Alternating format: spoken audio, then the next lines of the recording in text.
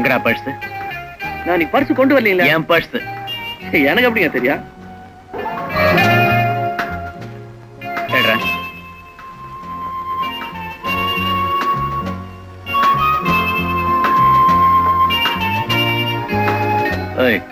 நீ படிச்ச பள்ளிக்கூடத்துல ஏற்கனவே நான் ஹெட் மாஸ்டரா இருந்தவன். இதுல வெறும் பணம் மட்டும் இருந்திருந்தா தம்பி பொழைச்சு போட்டு விட்டுருப்பேன். ஆனா அதை விட ஒரு காஸ்ட்லி பொருள் இருக்கு.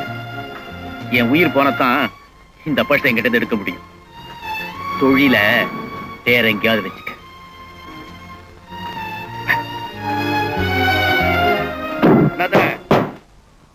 நீயும் நம்ம ஜாதிகாரதான் தெரியாம அடிச்சுட்டேன். ஆனா ஒண்ணு, உயிரோட இருக்கும் போது பர்ஸ் அடிக்க முடியாதுன்னு சொன்னேன்ல, நீ உயிரோட இருக்கும் போதே அடிச்சு காட்டுறேன் பர்ஸ. அப்படி அடிக்கல இந்த கைக்கு வட்டிக்கிறேன், மொட்டையும் அடிச்சுக்கிறேன்.